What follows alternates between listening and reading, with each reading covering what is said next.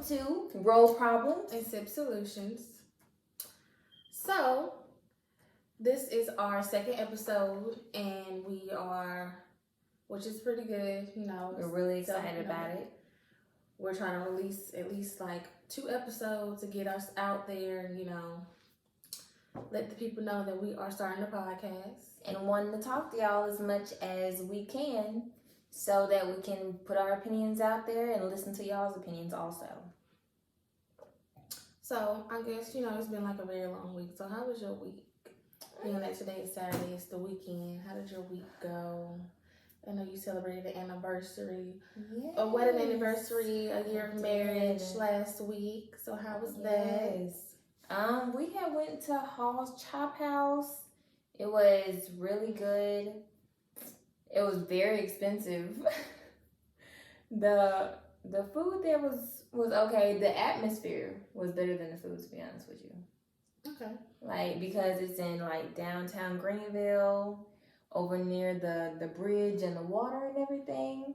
Okay. And they sat us in a place to where we were downstairs right by the window where the water and everything was. Okay, so we have a Halls too where I'm at, but we don't have like no river or like nothing like that. So is it like their view that they did, or is it like an actual river? It's like an actual river and a bridge that's right beside it. That's cute. That's cute. And it was even great because even Shaquille doesn't know how to parallel park. Do you know how to parallel park? See, okay. You're supposed to learn this in driver's lessons now.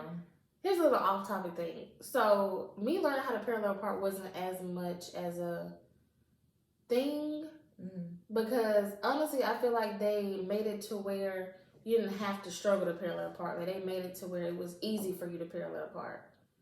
So, where I'm from, we don't have to parallel park as much, but where I moved to, like, it's not a big city, but it's kind of like an inner city. Yeah. So, we have to parallel park there. But, I mean, I'm not going to lie. I really don't know how to parallel park for real. So, I know how to parallel park. But I'm not going to parallel park no way. I'm going to find me a parking with a meter, and I'm probably not going to pay for it. No, I do not. No. That was one of the first things I learned. Because that was in our driver's test. Because being in Arkansas and having to drive, we had to learn how to parallel park also. And I would be in the truckers' parking lots where don't nobody be at all most of the time. And my dad would make me go around in circles and park and get into the parking spots. See, nobody was that. I wasn't that disciplined with driving. I wasn't at first. I was in a mailbox at another neighborhood, and he was like, "Okay, you're not driving your mom's car anymore." Like, so when did you get your license? When I was 16. Passed on the first try, baby. Okay, whatever. It took me at least 2 tries, and I feel like I got them because I had a male as my teacher the second time. My God. So I feel like that's why I had them, because I messed up some way. He still gave me my license, but I had a woman. I had a woman the first time, but I did not like her driving technique. She was rude, very nasty. Not nasty. Nasty. She was very nasty. She was like, "Look, you gonna earn this driver's license." And I'm not even gonna say no names, because I mean, you know her still. If people where I grew up and you took the driver's test, you would know who I'm talking about. So it's no names being said. No names being said. But back to your the anniversary, marriage anniversary. And also a tradition that we kept was keeping the top of our cake for our 1-year anniversary. I don't know about any other traditions out there, but that is one of our traditions that we have. And we kept it in our my parents' freezer for that whole year. And we actually had two tops of the cake. We had the top part because we had the 4-layer cake, remember? But I wish we had the strawberry cake. See, I didn't taste none of this cake, and I was the maid of honor. That strawberry cake, ooh.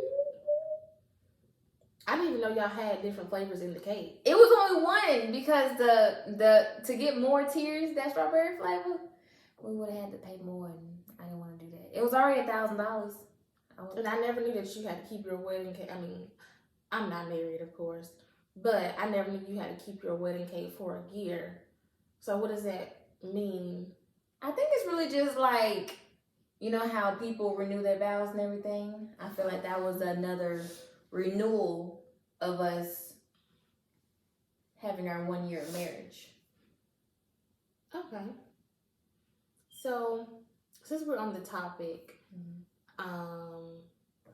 I just want to talk about, okay, so being that you are married and it's been a year for you, congratulations. Thank you.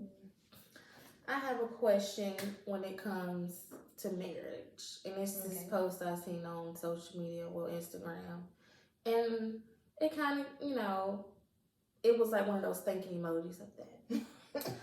So the post said, is it true that most men don't marry the woman they love the most? They marry the woman that is around when they are ready to marry. How do you feel about that? I think that is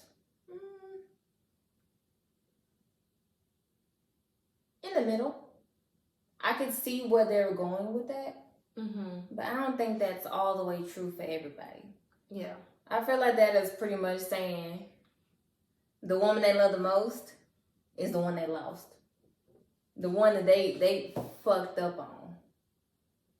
And just lost everything. Does that mean, like, at this point you're just settling?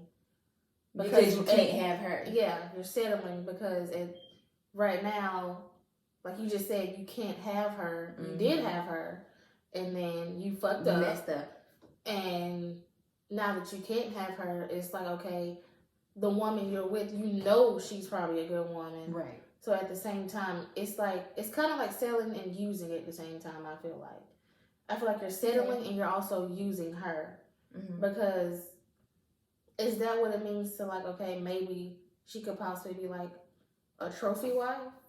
Is that what he turns her into? If it's not the woman that he loved, it's just the woman that he married at that moment because she's around? Is she now considered the trophy wife? But I feel like at a certain point, if you lose somebody that you done messed up on, knowing that they're not going to come back, at some point, you have to move on in your own life also. So you can't just because you still love that person doesn't mean that you can't move on and find somebody else that also loves you and that can tolerate you. So, okay. and be with you. So my answer to that question is, do men marry?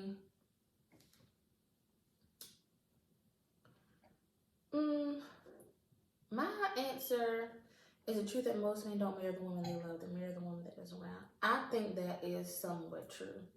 Because like we just stated, the woman you love, you probably messed that up, and then she, you know, moved on.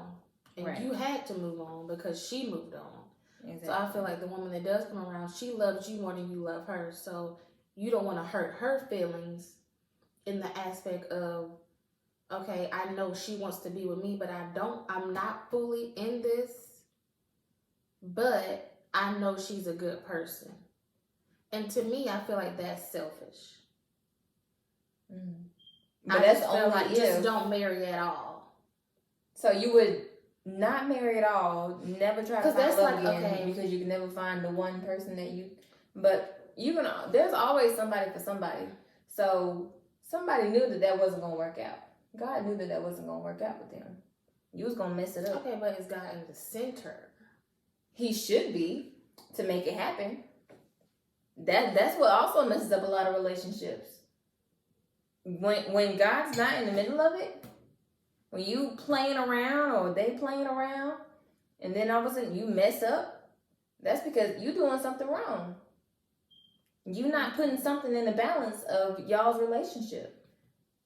Because if they're feeling some type of way to where they can't be with you, then sometimes you need to reevaluate yourself, the balance of each other, and to see if you're compatible at that time. Okay. I feel like sometimes it's always a time and place for everything. Everything has already been thought out.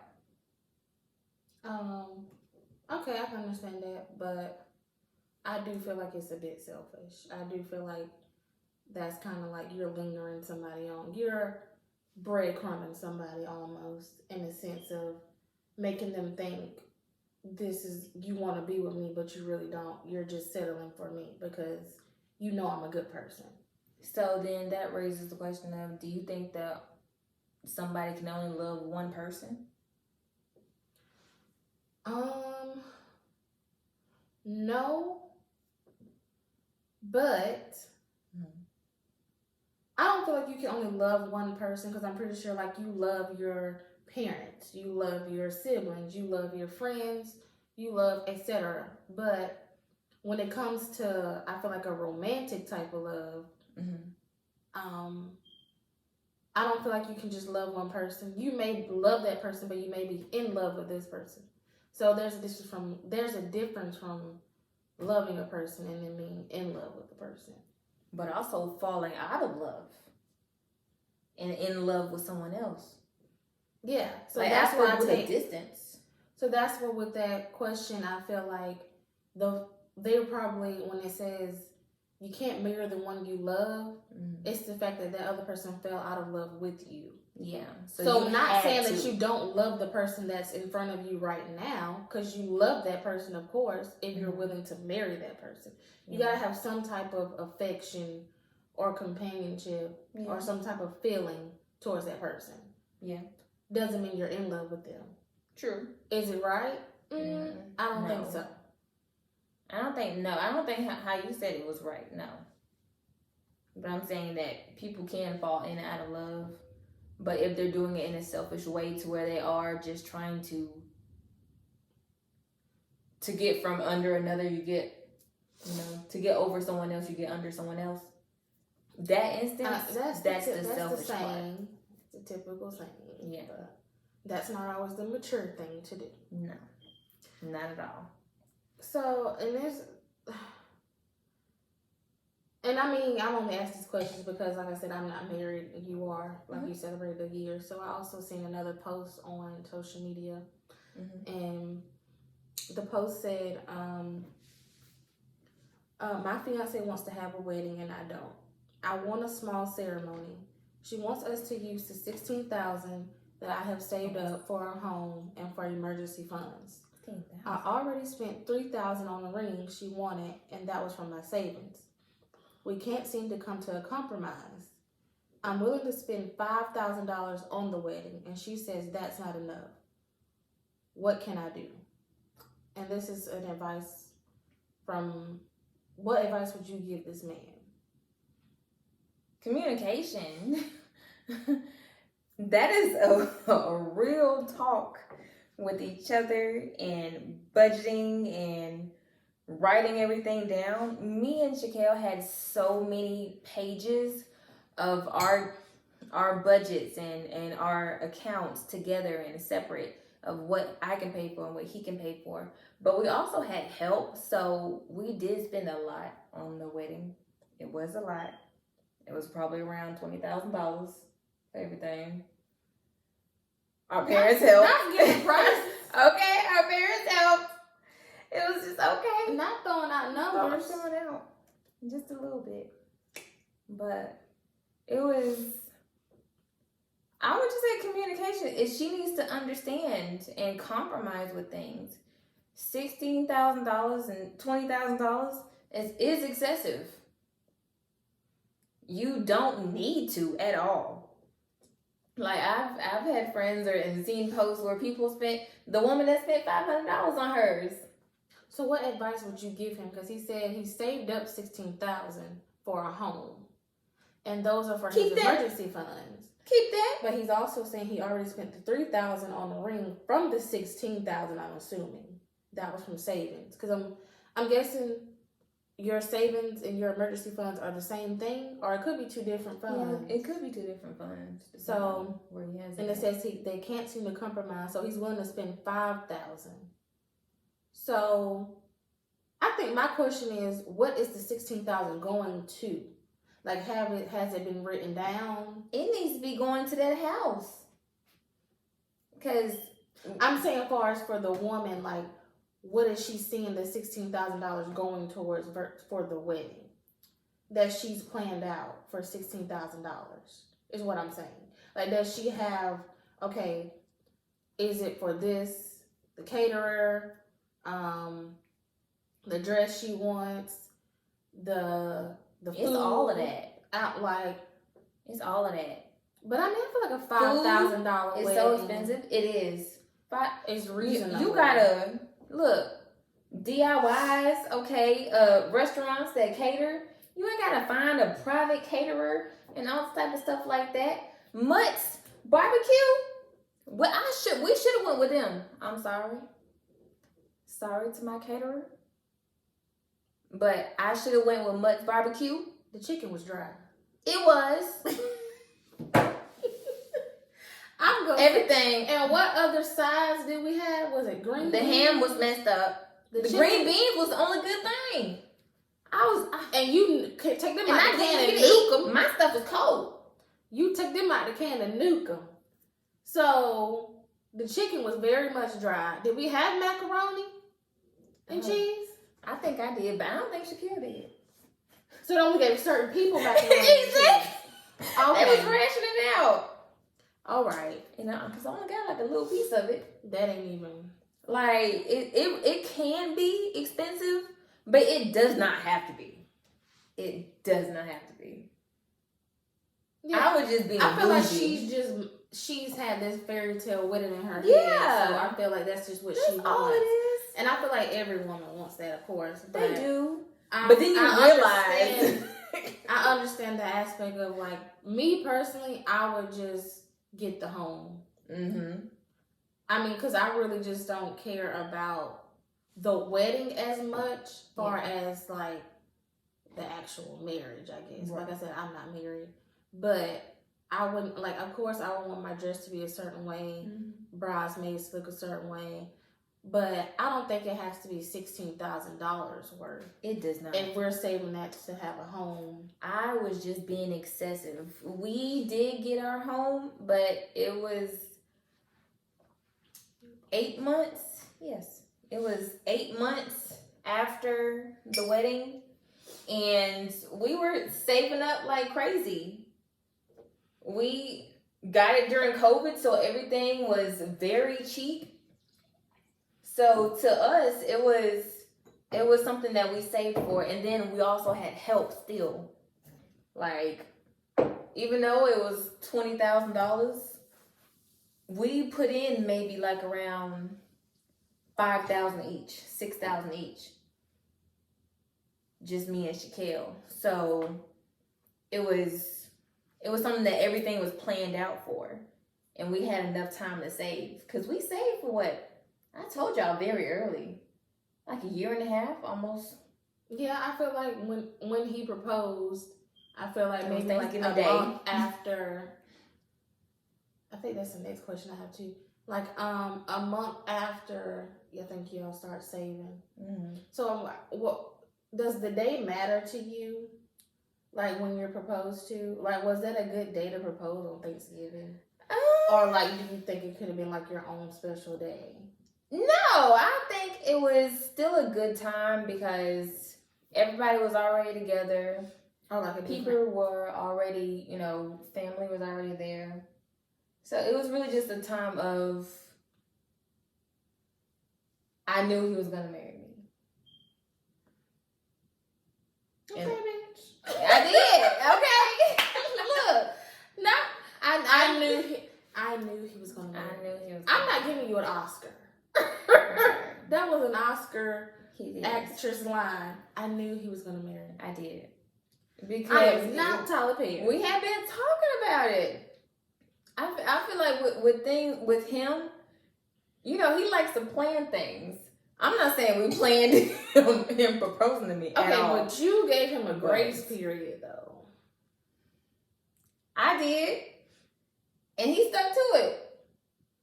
There's nothing wrong with that. I feel like every now and then you have to tell people what your boundaries are ahead of time. He told me what his boundaries were. I told him what my boundaries were. We were very straightforward with each other. How old were you when you got proposed to? You were 22? No. 22? Bitch, no, you were not. 22, you were doing some work. You were not doing it. Because at 22. Wait a minute. No, okay. You were not 22. Maybe, what was it, 23? 24? It was in 2019. 2019! Stop it! No, because you said 22. Because I wasn't even thinking about that at 22. Let me count, because we met in October of 2018. That's when we met. Okay, so you had to be like 24, because you're 26 right now. So it was like 24. And y'all got married when you was 25. Yes. Because y'all birthdays are around March. And y'all's wedding day too. So you're April. like 24. Yes. Okay. Not 22. Look now, don't be doing that, okay? I'm young. Stop that. I just can't believe you said 22. Cause I haven't think Because we know what we were doing at 22. I know what you was doing at 22. I know what you was doing at 22. Miss sitting on the yachts. Not yachts. When was I sitting on yachts? Boats. I want to go on a boat one time. You better know that. Exactly. That's why I covered my mouth up. Anyway, I know what you was doing. You better stop that. But, well, my week was okay. I had a real self-doubting. You didn't ask me how my week was. Well, you didn't let me. I was about to. How was your week? Ooh. Not the roll eye. Yeah. I had a real self-doubting week. I did. A real self-doubt week. Because I had to come to a realization of a lot of things with myself. Like even with doing this platform or even just like trying to get another, trying to go into my career and also transition out of to what I thought I wanted to do into something else. So it was real like self-doubting because you're like, you set this schedule out and you do this certain things and you plan out, you apply, and you put yourself out there and it's like rejection after rejection after rejection and you just like, okay, you just get very self-doubting when it comes to that type of stuff. And also with this platform, this podcast we're trying to do and trying to build, it was like, I even called you, I was like, I don't think I want to do this no more. And you was like, why? And I was like, I'm looking at other stuff and I'm like, I don't think, and I had to come to a realization like, so many people are doing this, but they're not us. You can't look at what somebody else is doing and then put it on yourself as if like, okay, well, everything ain't gonna be the same. It's not supposed to be. No. And I had to come to a realization of like, okay, get it together. We gonna do this, and it's gonna be successful. It is. Even if we have 10 listeners, 50 listeners coming, posting this, whatever, it's gonna be successful. But I do like the podcast that I listen to, so I feel like it's kind of like a mentorship almost, like listening to them, and it's like, oh, it's so good. I want mine to be just as better. Yeah. And it's like, you know what? Let's not even. I don't want to, like, these people are like, they put in the work already. Right. This is you putting in the work doing this right now. So I had to come to a realization of doing that. And get to start. Yeah. They're already in the middle. Yeah. And that was just me more so like, okay, I got to check myself. Because if don't nobody else do it, I got to do it for myself. So I had a real self-doubt week. But as the week went on, a couple of things happened that was very sad. I'm not going to mention on here. But other than that, doing this, there was a question somebody asked me, what makes you happy? And I had to think about it. And I was just driving. I'm like, you know what? I feel like, not that I feel like, I know this what I'm doing right now is what makes me happy. Talking. Yeah. So for me to almost take this away, it would have been like, okay. You would have went back into that box. Yeah. I would have been like, okay, so what are you doing? Like, if this is what you said that makes you happy, then why are you cutting it off? Like, why are you, stopping yourself? Yeah. So it was like, if this is what it makes you happy, talking and getting your point across and having whoever listen, then do that for yourself, which is a form of self-care. Mm-hmm. So like I said, I just had to come back and have a moment and get myself together.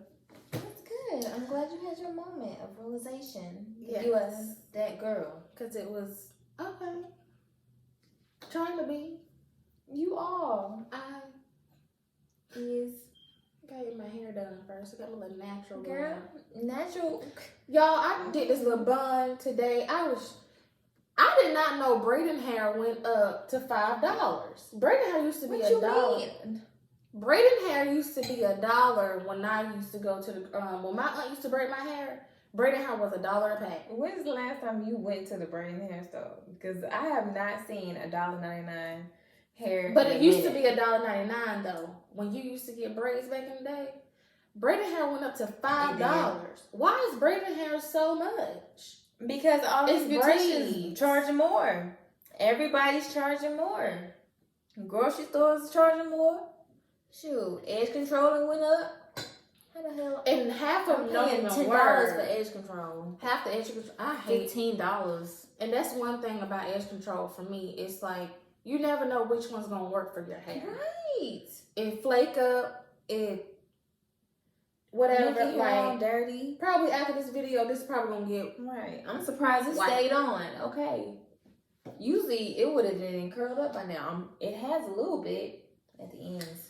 It's just like, I went in the store today because I did my little buns.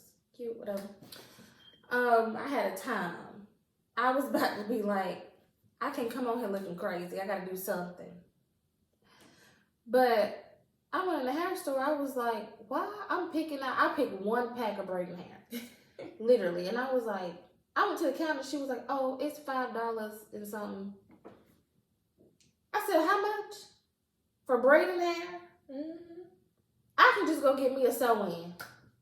Not for $5. No, not for $5. But what I'm saying is, braids.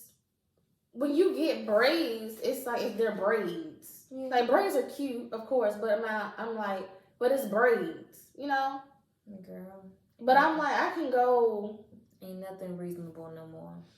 Cause I mean, like that was only for a pack. Cause I would did like a bun. Imagine if I wanted box braids. Girl, then you gotta get like 7 packs of them. That's probably $30, and then I gotta pay the girl $160 to do the box braids. So that's what I'm saying. I can just go get me a sew-in. At this point, not these days. What you mean? It costs $170 just to get a sew-in now. Okay, and only the clothes you sew in. Look, these girls right here. I am a customer. Who? These girls right here? No. Oh my God. Let me correct myself. I am a client, not a customer. There's a difference. I've been to my hairstylist for over 5 years. I am a client. Excuse me, OG. It's hard. It's hard out here. It's hard out here for me. Okay. I still have not found nobody. So, hey, if you're in the comments, you live in South Carolina, I'm not telling you where. But we're based in South Carolina. Yeah, because she is always looking for a permanent stylist all the time. Don't charge me extra for my hair. I told her to come to my stylist, but it makes me think like she don't be liking my hair. Who wants to drive all the way to Columbia all the time, okay? But you have drove to Chesney, Cherokee, Rock Hill. I have. And I used to drive to Columbia every day. And you know how much that did to my car? Do you see my car out there now? I saw it. Exactly. And I spelled it. Shut up. Loud. If y'all know what I mean. But anyways. That's such a long way nowadays. I'm getting old.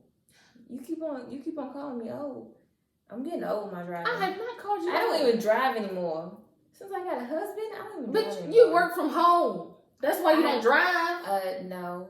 Even before I didn't work from home, Shakay would still drive everywhere. Okay, spread it out for everybody to know. You got a husband. We know. Hey, any wife knows they do not drive anymore. When you get married, you are not gonna drive anymore. I want to drive now, so I definitely know I'm going to drive then. Exactly.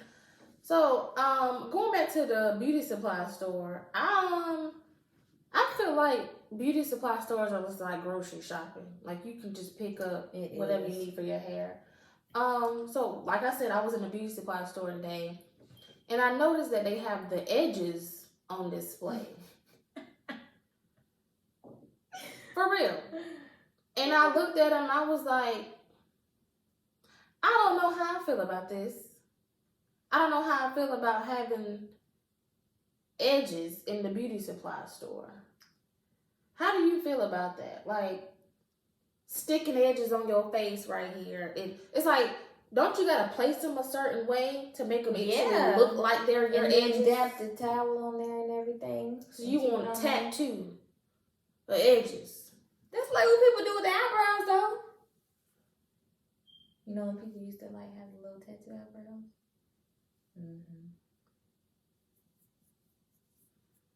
But I feel like with edges, it really just depends. I wouldn't do it because I grew my edges back. But I mean, it depends on who would buy them.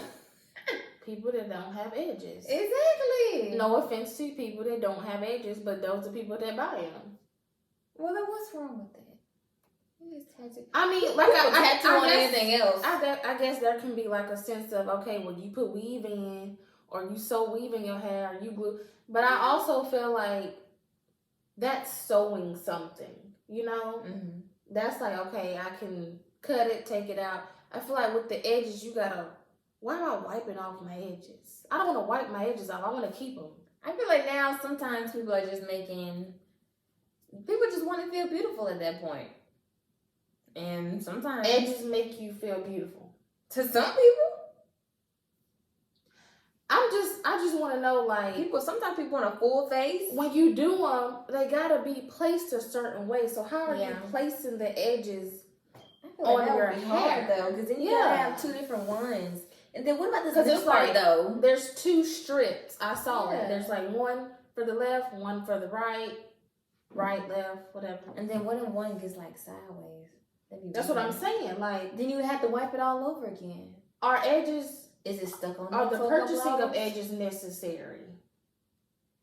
Necessary? Or can you just grow your edges? I feel like you should try to at least grow your edges.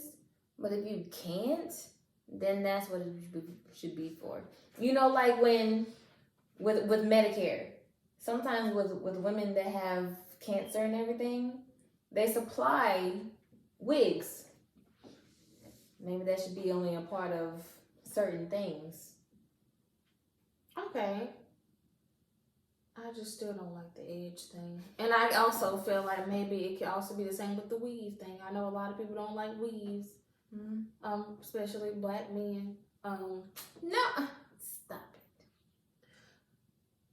I don't know. I just saw that today and I was just like, is that going too far? We already got the wigs, the frontals, the braids. Shoot, the frontals are going too far. The sew-ins. A double frontal is beautiful. Oh my god. What is a double frontal? Where they be having the ponytails?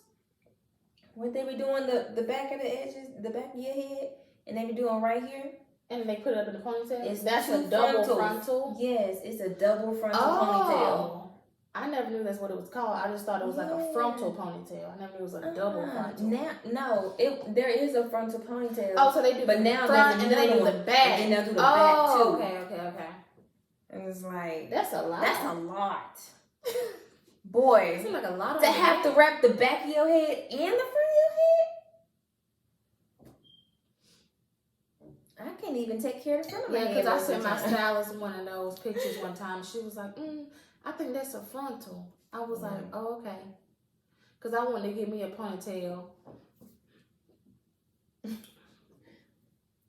You should have ponytail. I got one.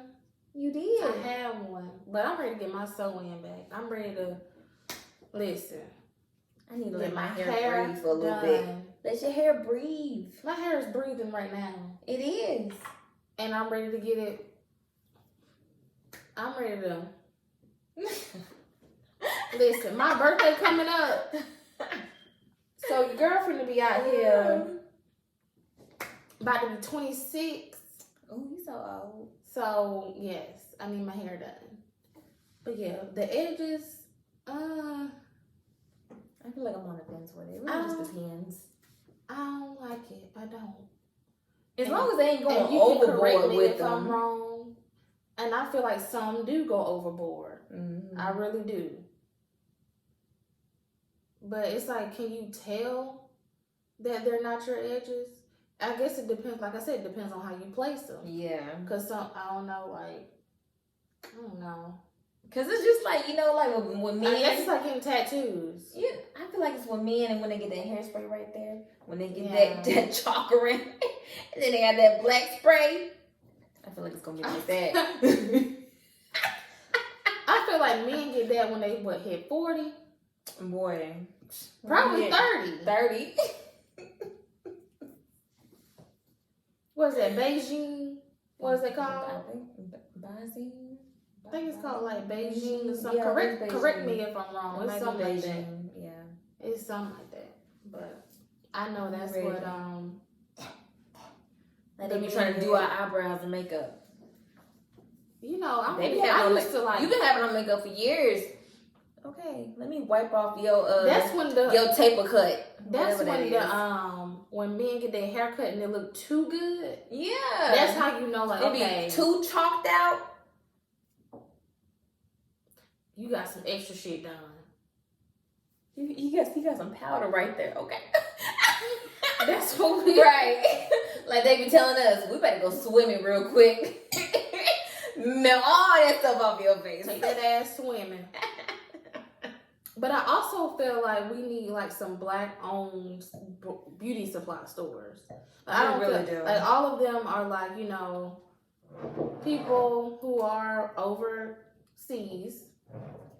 Well, not overseas, but Chinese and Asian. People who are of other races take ownership of our, you know, trying to tell us, well, you know, trying to make it seem like we don't know what we supposed to do with our hair and all that type of stuff. So I do feel like in the South, I feel like they just the ones that be actually doing it. I feel like being in the South, we need more black-owned beauty supply stores because, like today, I was going in there and I got a bag. It's like a tote bag, and I was like, I ain't gonna bring this in there because they're gonna think I'm stealing. They gonna think I'm stealing a big ass tote bag, and I'm coming in the beauty supply store. I'm gonna get followed. Oh yeah, that's another thing. They're gonna be watching you with that security camera. They gonna follow the fuck out of you. I'm like, bitch, I want one thing. Right. I don't need no help. And honestly, the good stuff ain't even behind the counter no more because that's trash now. So it's like I'm only in here for shampoo, all that beauty supply store hair. Yeah. Shampoo, conditioner, oil, edge control, and honestly, that don't even be good enough because it'd be expensive in the beauty supply. Oh yeah. Because they want to mark it up. And then you can't even find it in Walmart. You gotta go to Target. Exactly. Oh, don't get me started on Walmart. I hate Walmart. But if you want to sponsor, go ahead. But yeah, I just feel like with the beauty supply stores, it's a lot. Like us as black women going in, and I know sometimes, you know, it can get a little hectic with black women in the beauty supply store. Excuse me. But I do feel like a target going into the beauty supply store. Like, you know how black men feel like a target, like just going out, walking down the street. I feel like as a black woman, you're targeted at a beauty supply store. To hurry up and buy everything. And then hurry up and get out. So I feel like we are a target there. That's just my opinion. And for raised prices on everything. Yeah, I feel like they know, like, oh, they gonna come in here anyway. They gonna buy all of this. So we gonna raise the price because we know they gonna spend it because they want it. And then it's sell kind of like makeup a in there now, too. desperation type of thing. Yeah. I don't like that. That's why I feel like I always want to say, like, I always want to learn how to do my own hair. I ain't started yet, but I learned a couple things on the way. I do want to learn how to do my own hair. It's hard. It's a lot of YouTube watching. Yeah, and that's just like, I can't sit on YouTube and watch somebody do their hair for 30 minutes. I'm like, okay. I watch you do vlogs all day. You used to do all day. Okay. All day. What I'm saying is, and you didn't let me finish. What I said was, I can't watch them do it for 30 minutes. But what I will do is fast forward to the part that I need to see in order for me to get the job done. I don't need you flat ironing your hair and I already did all that. I just need you to get to the part where I need to be done. Like, I need to do this. Get the braid in, get the sewing in, get the hair.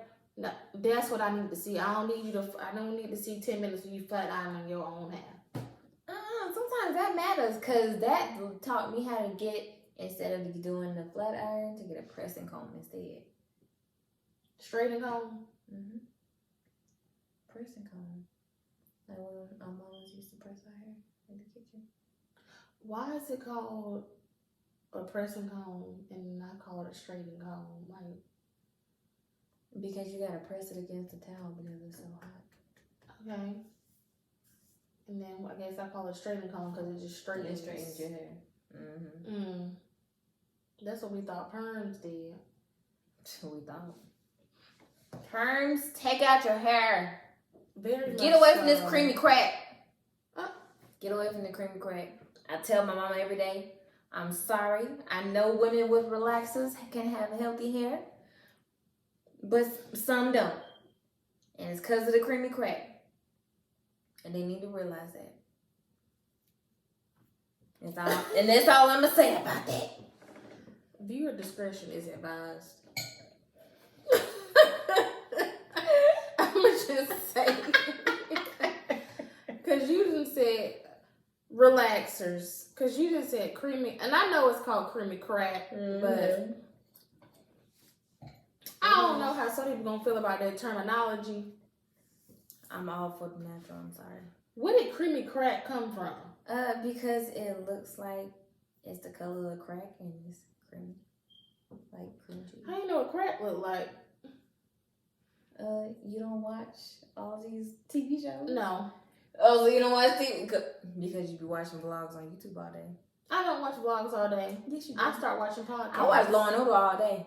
Now, Law and Order is my show. Law and Order. Special Victims Unit. With... Olivia? No, Ice-T. Isn't that Law and Order? Yes, that's Special Victims Unit. So what's the one with LL Cool J? I like the one, what's that, Criminal Minds? Yeah, that's Criminal Minds. Yeah, I like Criminal Minds. I feel like Criminal Minds has the same dialogue though. Like it's somewhere somebody getting raped. There's always something. That's all SVU is about though. Like somebody getting raped or harassed or murdered. Something sexual. Like I used to love CSI though, but I like CSI Miami. I used to watch CSI. That. It depends. We got way off topic. I don't know how we got on crime shows, but I love crime shows. There used to be this crime show on Netflix that was like how to be a killer, and it had different types of like how serial killers, how they get their victims. Alright, whoever she go out with, I'm not gonna say his name. You better watch her because she's learning how to be killers. I just think it's interesting. I think cops is interesting. I do not think cops are interesting. Just as well as cheaters. I do think cheaters is very interesting. Boy, I was sitting and watch all of those shows. Somebody took over cheaters. It did. It's some tall, white, brown-haired man. It's not the black dude. It's not the black haired man no more. Yeah, the white man used to be on his shit. Mm-hmm. He still be doing it though, but I feel like they're more entertainment and faker now. They're not the real ones like they used to be. Peter Guns took over Cheaters from Love and Hip Hop. He's Peter Gunn. He took over Cheaters. Wait a minute. What is Peter Guns like? Because I know this. You know Peter Guns. I do. I forgot he took over that. Oh my god. Yeah. I forgot because he fought somebody one time on Cheaters. I haven't seen it with him on it, so I don't know what it's like. I remember because it went from the dude with the black hair, the dude from the brown hair to him. But it was so funny though, because it's like Cheaters come on late as hell. Mm-hmm. And then you be sitting on there, what is it, come on, VH1, MTV or some shit like that? VH1. Something like that. And the Cheaters come on, he be like, so how was your relationship? And you didn't know this? Well, we're about to show you what your man was doing with this girl. Why is a cheater and they sitting there, being a host of a Cheaters? And they sitting there like, and they get to destination. Oh, so this what the fuck you doing? This what we do now? They cussing. We're gonna bleep that out. But this what you doing? Huh? I take care of you. I pay your bills. I wash your clothes. That's my car you in. Boy. And then he just be sitting there like watching everything unfold. I'm sorry. No, I love the white man. The white man that does, he just sit there watch everything unfold. So what I think she's saying is. So what I think she's saying is, you know, she just wants to know the truth and know what's going on. Why don't you tell her? Man, she know I ain't want to. Like, and you used to wake up to this. Like, why? You used to be in bed sleep and then you wake up to Cheaters. And like 3 o'clock in the morning. I loved it because I watched Cheaters. I ain't gonna lie. For real. I love Cheaters. I still watch it to this day. I don't know how we got on the topic of Cheaters. Okay, so we gotta get into this next segment. And our next segment is I don't give a sip. So that's more so like, okay, what's something that happens to me that you don't care about? And personally, I said I don't care about people who act like a victim in a problem they've created. I don't care about people like that because I feel like if you know you created a problem with me and then I want to discuss it with you and have that adult conversation and you're playing victim about it, I don't like that because you playing with me right now. What's the saying? You playing on my top? Is that the saying? What? That's the saying. You playing on my top. I'm playing on my top. Like, it's like you playing with me. You trying to make it seem as if... Oh, no. It's like you trying to make it seem as if I'm crazy. And I don't like to be seen as I'm crazy. I hate that. Oh, my God. Like, you know what you did. What you did. Like, you know what you did. Like, don't play victim with me. Like, it's a situation where one of my friends is dealing with a friend. And she's victimizing herself. But she made put my friend in a position to where she was uncomfortable. Mm-hmm. And the thing is, like, it was more so about, okay, the friend who's not my friend was fucking with this dude. Yeah. Messing with. And, you know, they were doing what they do. I don't know the whole story or whatever. And, she made it seem as if, I guess the dude told her, like, hey, because the dude liked my friend. Mm-hmm. He really didn't like the one he was messing with. Right. So, to do get back, he said something to her, basically saying, oh, well, you know, me and your friend did da-da-da-da, X-Y-Z. Mm-hmm. Which made her think, like, oh, light bulb, question my best friend on some bull crap. I want to say something else, but we're going to say crap. But yeah, and you made it seem as if she did this when she told you verbatim she did not do this, because that's not my friend. She's not a type of person. Mm-hmm. So they had a conversation about it, and my friend was like, he's lying. I've never seen him, met up with him, nothing. But you still making it seem like I did something with him. That's not cool with me, because now I feel like you're not valuing our friendship. But on the other hand, she's still feeling like, oh, you did this. Mm-hmm. So my opinion was like, if she values you as a friend, why does she think that you would do this to her? I said, you know what? It makes me think she's envious of you. And she's jealous of you. Because she knows he really is feeling you. He likes you. Well, he likes what he sees. Mm-hmm. But with her, it's something different. She just something on the side. So for me, like, when it comes to it, you know, fruition or whatever the word is, I just don't like the fact of, like, if my friend came to her with this conversation, you know, a grown woman conversation, and you start to play victim of, oh, well, I think I think because, you know, well, I had some problems in my past life. And you are grown as hell. So, with that being said, don't blame your past trauma on the fact that you accused me of some bull. Shh. Don't do that. Don't do that. And I'm looking at this camera and I'm saying, don't do that. No more. Don't do that. So I hate people who play victim and try to make it seem as if it's you. I hate victimizers, or whatever, you know, if I'm saying the word right. I hate people who act like a victim in a problem they created. You created this problem. I told you what it was. I told you it was a lie. And you still believed it. Yeah. Like, and then when I had the conversation, you make it seem as if I'm crazy or I'm in the wrong, and you try to pity me on some shit you've been through. I've been through some stuff too. Yeah, everybody's been through some stuff. Nobody is excluded from trials and tribulations. I really do hate. I really do.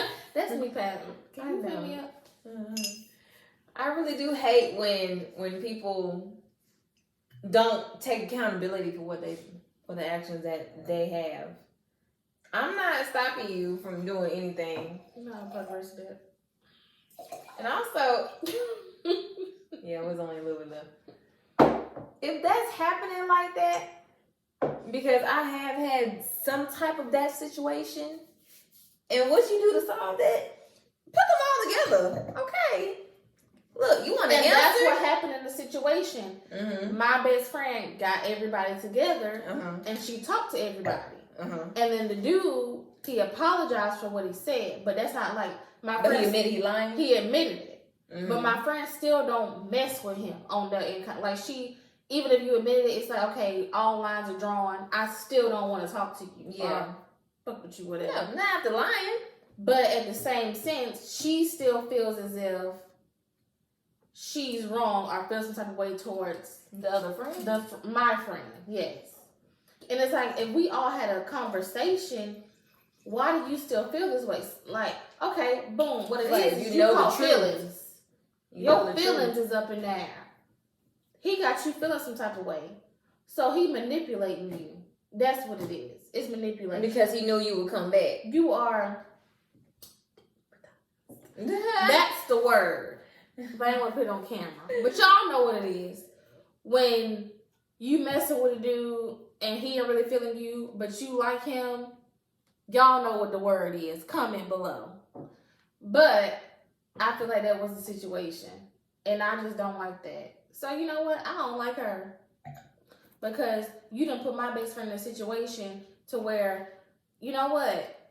Leave her out of it. Yeah. Period. Leave her out of it. If you're going to be feeling some type of way about something that you know is not correct and you've been shown, that's like somebody going back to somebody afterwards. It's a sad case, but hey. So sometimes you gotta just disconnect people from your life.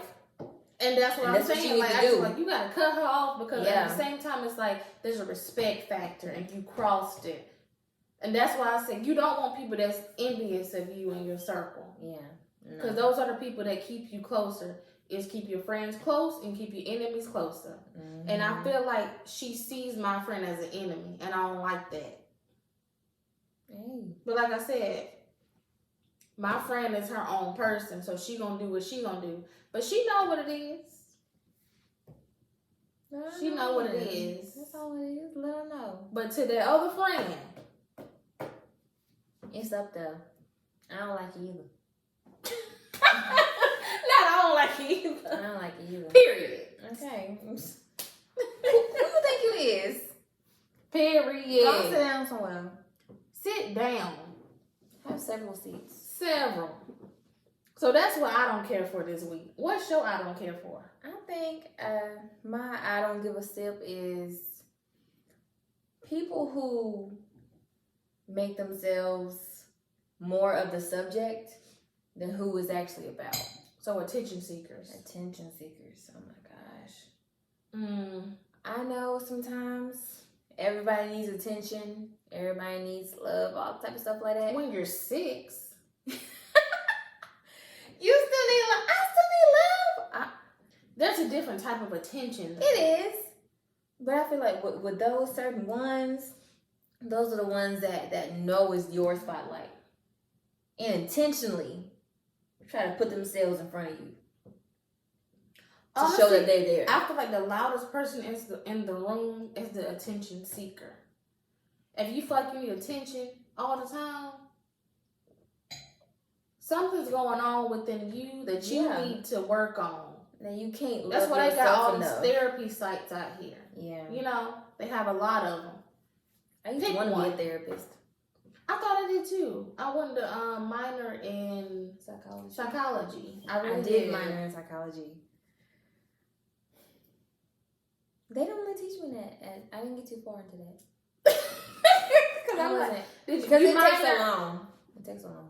Like, okay, you minor. Yeah. Did you? You didn't go through. No. Okay. There's nothing wrong with that. College ain't for everybody. It's not. College is not for everybody. And I was just a waste of money for me. First to say that college is not a waste of money for me. I should have majored in something else. That's why. But back to what we were saying. I think it's really just if you know, it's like the instances of when people are at other people's weddings and then they propose. I hate that. So you're saying like if somebody's at your wedding, yes, and then they propose to their girlfriend at your wedding, yes, and that would be a time when you were talking about Thanksgiving thing. That would be a time you are not doing that. I would have tackled you to the ground.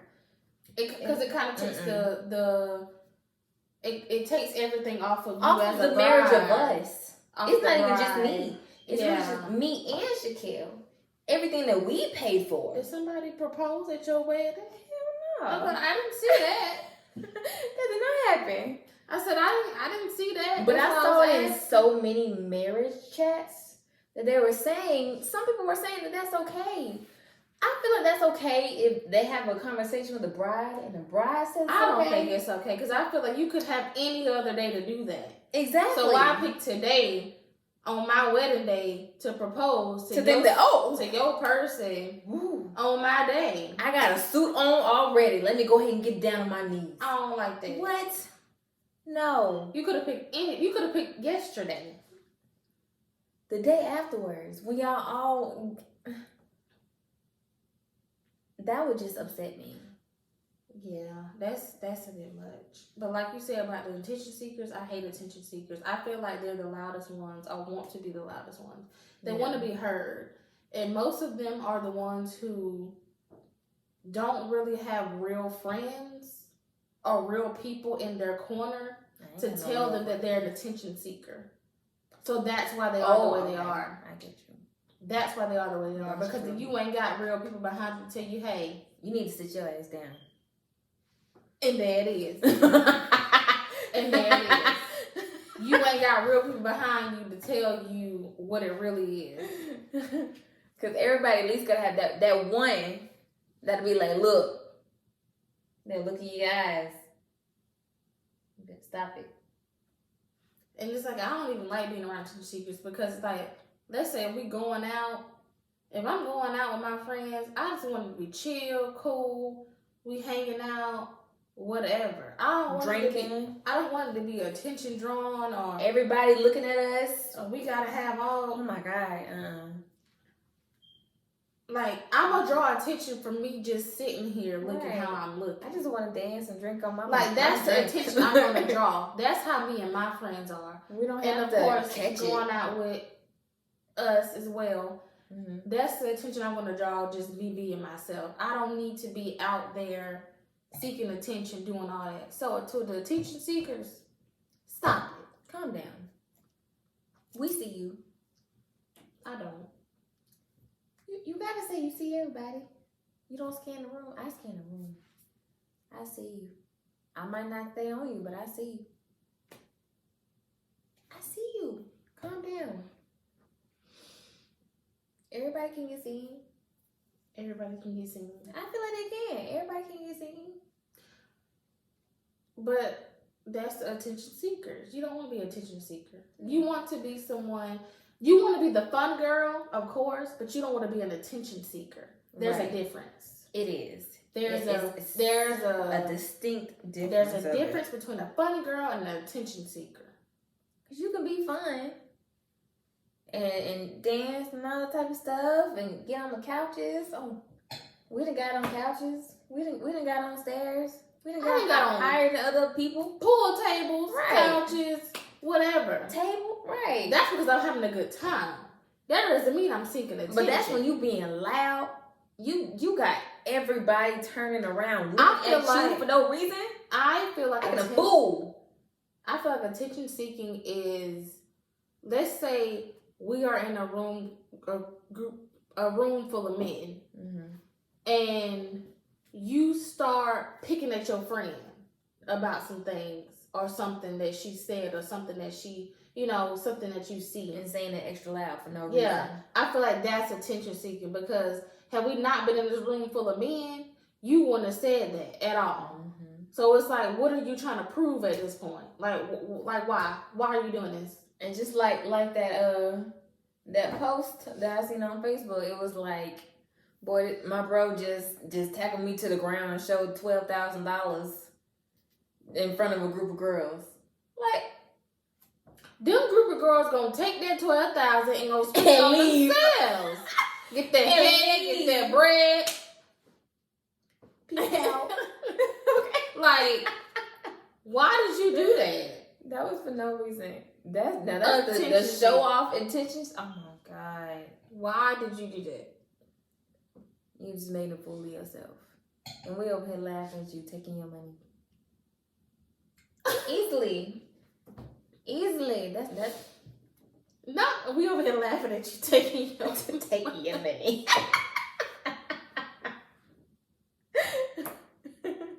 No, for real. It do happen like that. I've seen it. I've done it. You're still doing it. I'm not doing it no more. I think Shaquille's money. He's not anything. But I mean, like, when you become a wife, show it. You're entitled to the money. You feel like that? Do you feel like you're entitled to the money? Hell yeah. I feel like men feel otherwise. My nigga. That's my man. He married me. Just like he's entitled. Why you switch up and say that's my nigga? No, that's my man. No, I said both. I didn't switch it up. Nigga. I didn't switch it up. I said both. He all of that. Because just like he own me, I own him. Not own. Yeah. Property. No, not property. Deposits, yeah. Down payment. Right, okay. I'm here. He's here. That account is always full. That's what that means. Okay. He owned this account. My account is at his full max. His account is at his full max. So y'all have joint accounts. We are getting to it. Yes. I just need to still change my last name so that we can go ahead and just You do can it more change your last smoothly. name? It's a long process. Have you ever went to the DMV? Do you know how long it takes? And then we're going on trips soon. So with that also, I would have to change my passport. The first time to even have my passport, it took like 7 weeks to get it. That's a long time. And we got stuff. So did you not have to change your name before you got your passport? No. Okay. Because everything's different. Even though you're married, we are legally married and everything. But you have to go to the DMV to get your stuff changed. You have to apply on Social Security to change your Social Security number. You have to apply for the marriage license and get it signed and everything else. So is all that not done though? No. Well, the only thing that's not done is my last name now. So I have my Social Security card and everything. Do you have to go to get that done? Go through the DMV and wait in maybe about So you just don't want to go to 3 or 4 weeks to have it sent back to me. But then also with doing that, I would have to change my passport right away. And that's the one that's going to take a long time. So you're waiting because y'all going on trips and stuff. Right. But you don't need your passport right now to go like the way y'all going though. But if we're going like in August or September, it's going to take a minute. Oh, okay. And we haven't set up that time to where I can go over there and do that. Because that's a lot. So you're looking to do that next year? No, like around the end of this month. I mean, not the end of this year. I said not end of this month because y'all got something set in September. The end of this year. I think just trying to go. Okay, we're going places. We're going cruising. Okay, stop going to these hotels. Go to a cruise. We get to go to 2 or 3 places in one trip. What's wrong with the hotels? There's nothing wrong with hotels. No, I like resorts. Yeah, resorts are nice too. But I just feel like cruises is a really a different feeling of being able to be gone for days, not just like a weekend or even a weekend, and still go to 2 places in one. Okay, I've still never be done a cruise, on a boat. I don't know. The food on the boat, the drinks on the boat, not orgasm. The drinks on the boat, not a food gasm. Okay, no, the drinks on the boat. Now that's fun. So the drinks like all you can drink. If you get the package, that package is expensive though. That's how they catch you up. Smuggling like mini bottles and stuff. Oh yeah. When you hit that port, that's when you better buy everything. But sometimes what's the port? Like the port where they dock the boat for the cruise. So you have like alcohol stores and stuff like that, liquor stores, like tourist places and everything. And you can buy the alcohol, take it with you. Okay. But you can't take it with you on the boat though. When we had gotten and stopped and got the alcohol, excuse me, we literally had to go through and go into a line and give our liquor to them, to like the cruise ship members. And then we had to wait for them to check everything in with us and make sure that we didn't smuggle in any extra things or anything. Mm-hmm. And then they would bring us to our room maybe like 6 hours later. Oh, okay. That's not bad. That sounds like a good... I've never been on a cruise, so hopefully, we're going to go on a cruise. Yeah. Within this year, later in the year. It's going to be fun. Later in the year. Yes. When you touch and agree. Break your cherry with a cruise. But, so, going into this last segment, on a lighter note,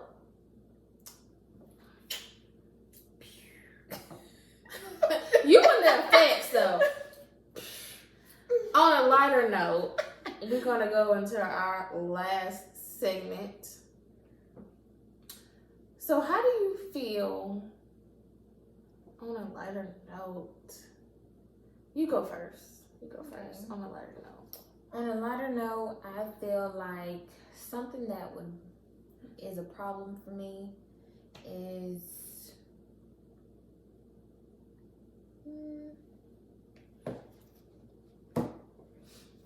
trying to figure out how to navigate life nowadays. You know, I feel like life is so hard. I had a conversation with somebody at work today, and they were saying like you earlier this week, they were having such like a self-doubt day of not knowing what to do, not knowing if they want to stay at that job, not knowing what the next path for themselves was. And I feel like that's such a problem for people around our ages. Of some of us are so stuck and so complacent in where we are that we don't think to go outside the box enough to make ourselves not comfortable anymore. And I got a problem with that. But I feel like, okay, and that's your problem. My solution to that would be get uncomfortable. Mm-hmm. Because once you're uncomfortable, you know what you need to do to make those moves. And once you make those moves, it may not be the best move, but at least you did something. Yeah, at least you tried. At least you figured it out. At least you maneuvered and, you did something, out something, like you said. You got past one obstacle. So for me, I can feel that. I can feel that as a problem. That's something that's real heavy here. Mm-hmm. Like you said, your problem was my problem was not being shit. Oh my god, it's the wine. My problem is not being able to get out of your comfort zone to make something happen for yourself. Yeah, and I'm doing that now. Like this is a comfort. This is me getting out of my comfort zone to do something else. Mm-hmm. Do this right here. So like I said, my solution is doing what I'm doing right now at this very moment. That's the solution. That's the solution I have for that. What's your problem? I got a lot. What's something on the lighter side? On the lighter note, let's see. My problem, same, different day. Mm-hmm. I guess my problem would be, honestly, going back to just like what you said. Mm-hmm. Mine would be not wanting to,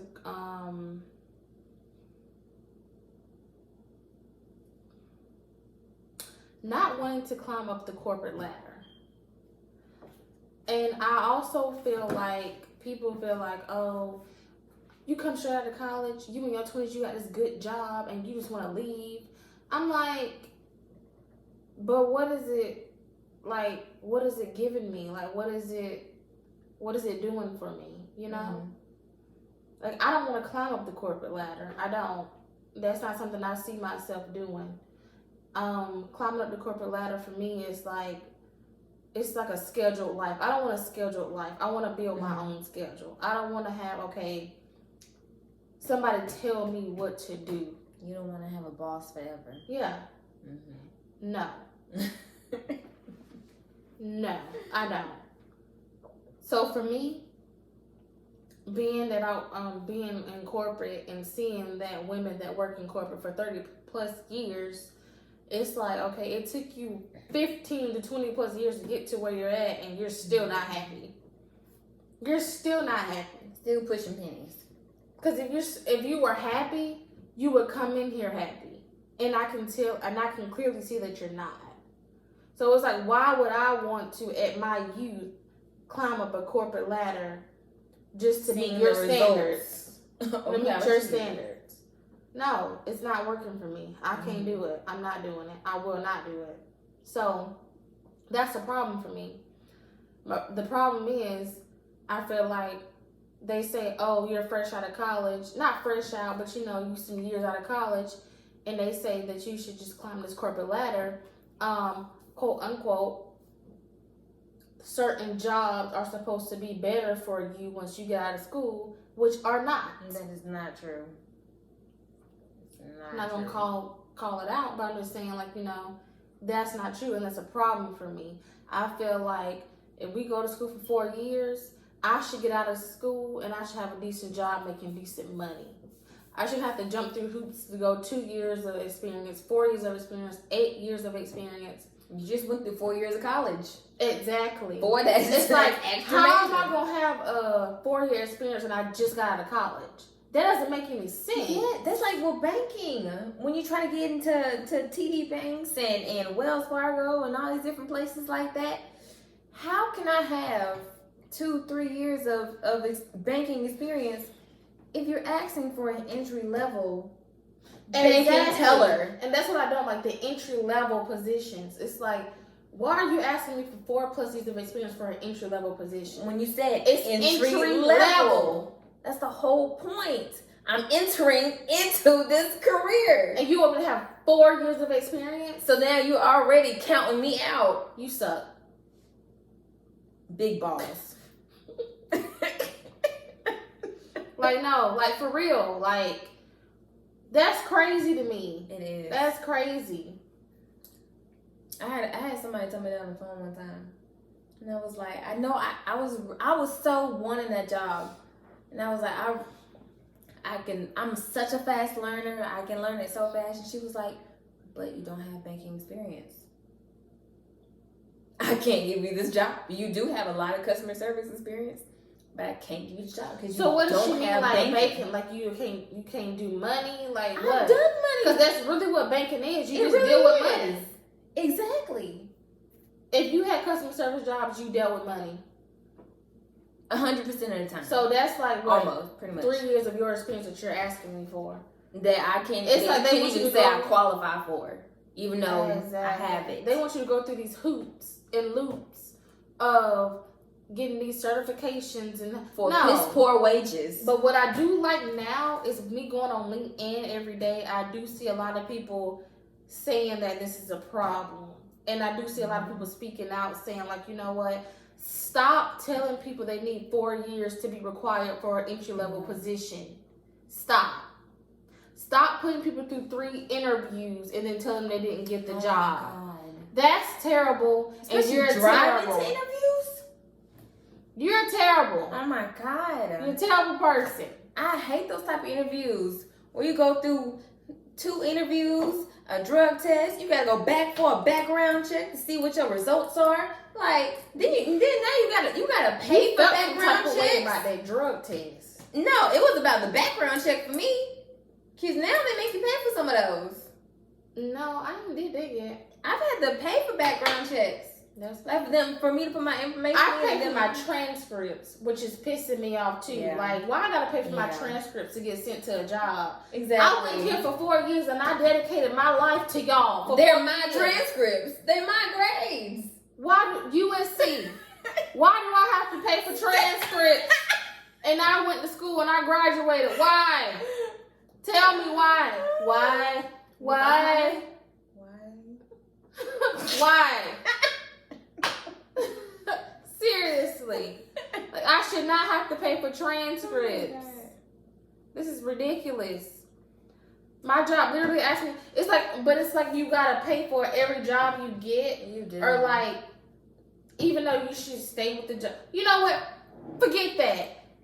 If you want to move jobs, move them. I seen a post today that said, oh, bounce. Y'all over age and y'all want to say, I got another job, but won't stick to the job you got. No. If that job ain't suiting you, move. Leave. And I hate that because I do have a long resume. I wouldn't say a long resume, but it's pretty lengthy. I'd say if that job is not benefiting 10 or 11. If your mental health is out of whack, you need to leave. Don't get no 2 weeks notice. What is that? What is that? 2 days. They don't give you a 2-week notice. I ain't never heard a company say, we're gonna fire you in 2 weeks. That's when you leaving them 2 weeks, they got somebody else coming. Already. Now when you tell them you about to leave, they fire you in a week instead of 2. So now you can't even get paid no more. Exactly. They got somebody coming already before you even put in because you done told them. No. Get your job, get your coin, make sure you're secure, and then you drop the 2 weeks. But my thing is, I like to leave a good impression on a job. That's just me. Yeah, but I like to leave a good impression on the job. Nowadays, do you really think that other jobs call other jobs? I really be wondering that. I do too. I really be wondering when you put your references, I feel like some Exactly. jobs do. Some jobs do. Not all jobs. I put wrong numbers on purpose sometimes. Not wrong numbers for your references? Yeah. So what don't get in touch with nobody? How you get the job? Sometimes I still got the job. So then I really be thinking, I know they ain't talking to nobody. I didn't get put you as a reference before. Oh, they ain't never called me. See? I'm gonna tell you that. And I'm gonna tell you that they ain't never called me. She was my manager. You have been my supervisor. I have put your name on so many things. No. Yeah, I have. You know my work ethic, at least. Cause not put me as a manager and a supervisor. Mm-hmm. I'm not gonna say. I gotta put that on my resume. I'll answer. You heard my customer service voice. No, I gotta put it on my resume as what that Hi, was. this is Danielle. If you feel like I was a manager and a supervisor, I'm gonna put that on my resume. Go ahead. I was a manager and a supervisor, and I'm gonna put that on my resume because that's what it needs to be. You do. That's exactly what it needs to be. On a lighter note, you know what? I feel like we had great conversation on this episode. I really do. That was really good. Really great conversation about a lot of stuff. Mm-hmm. So I also wanted to, I don't know if you've seen this, and I know we're probably like overly time, but there was something with Nene on Housewives, and she felt like in her work environment with the Housewives is very hostile and racist. Mm-hmm. How do you feel about those type of work environments, like them being hostile? Like her saying that, do you feel like she was in a hostile and racist environment? With Nene, I mean, I didn't watch it all the time, but I have watched plenty of shows to know enough. I feel like yes, but also it's produced by Shawnee, so I feel like some of it It's Basketball Wives. Is Nene on Basketball Wives? Nene is on Housewives. Oh, well. Look. Cut. We will be back. Viewer discretion is advised. Look, I watched too many of them to know the differences. All I'm saying is, I do remember watching that one now that you say that. Because there are some white women on there also, and white producers and everything like that. So. This is on Bravo. Okay, what I gotta do with that? That's what Housewives is on. I know. I don't have cable. I search it just by the name of it. Have you ever seen Housewives of Atlanta is what I'm asking? Yes. Okay, so do you feel like when Nene was on there, do you feel like she was in a hostile and a racist environment? No. Because there was hostile. black women there too. Yeah, hostile. For racist? Sure. I'm not so Racist? sure. I don't know. I'm not so sure it was racist because I said majority of the women are black. Yeah. On the cast. So unless there was only one white woman that was Kim Zolciak. So I feel like. But black people can be racist against other black people though. True. But I feel like it was hostile. I don't feel like it was racist. All these shows are hostile. I do feel, reality TV is hostile, but I do feel like you signed up for they portrayed Nene as to be the angry black woman though. Like But did she also not portray herself as that also? But you gotta antagonize somebody for you to get to that point though. I don't feel like it came out of nowhere. What? Money? It didn't come out of nowhere. Like as for Nene to actually to react to the shit that she reacted to, it had to be a reason. But what though? The hostile environment. I mean, when you're around a group of women, at some point it's gonna be hostile. Why we gotta be hostile though? Because women are hostile. Women are hostile. Women are territorial. Women are emotional. Women are all this stuff. And we can't be around each other for too long. No, and that's the thing. I like, think that's what it is. I do. I feel like most women can't be around each other too long, and that's terrible. As women, we can't even be around each other for too long. I think that's what anybody. Well, that's just with me. I can't be around anybody for too long. I get tired of myself. I get tired of Shaquille. That's crazy. You don't get tired of yourself. Girl, I get tired of myself all the time. I get irritated with myself. I don't get tired of myself. There's a difference. Like, irritated with myself is more so like, okay. Nah, sometimes be like, look, girl, you need to go to sleep. Calm down. Whew, child. Like with that calendar. I had to tell myself, girl, you need to calm down. Why did you break that? Cause Shaquille was already talking about it. Then I really had to look at myself today because Shaquille had put it back up, and then it fell down again. And I woke up this morning and I was like, wow. So you took the calendar off the wall and you threw it? No, I didn't throw it. I hit it on the wall and then it fell. What calendar? In my office. Oh, you were that mad. So you was in a You mean he made me that? You was in a hostile environment. No, I wasn't in a hostile environment. I was the hostile person. And then we were both in a hostile moment. Thank you. We're both just in a hostile moment where we just had to yell at each other, get all the anger out. See, this is when we know the conversations are good when we get past an hour. Because we are way past an hour. I see, I know. So, I feel like we're going to close this up. And I feel like this is a good conversation. This is a good topics of conversation, a good segments, you know, as far as what we did. So now, as our closing, I think we should do an affirmation to close out.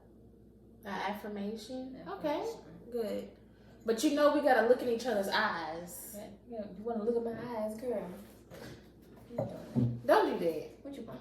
Nothing. Don't be touching me. Listen, clink, clink. An affirmation for me would be, because I listen, me and affirmations, we go hand in hand. Every day. Every day of the week. Cheek to cheek. What song is that? I don't know. So my affirmation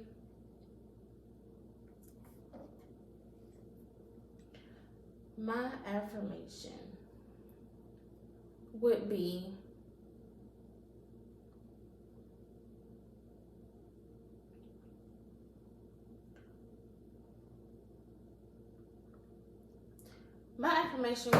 to master your mind, because my affirmation, it's not really an affirmation, it's a statement. So an affirmation for me would be, God already knows what you have in place.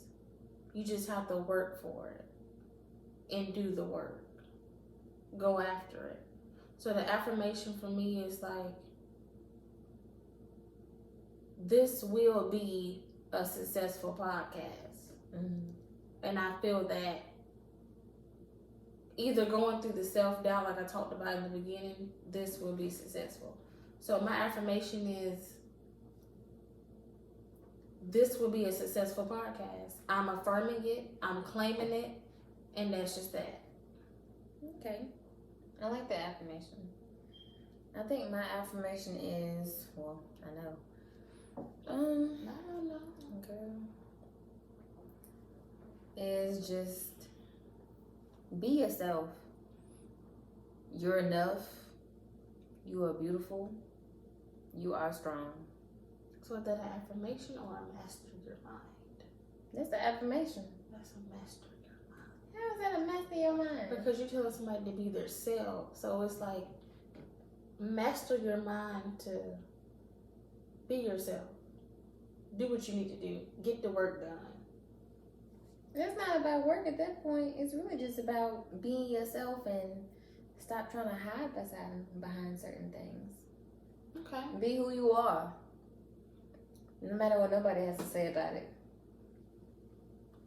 I know I can be what I want to be.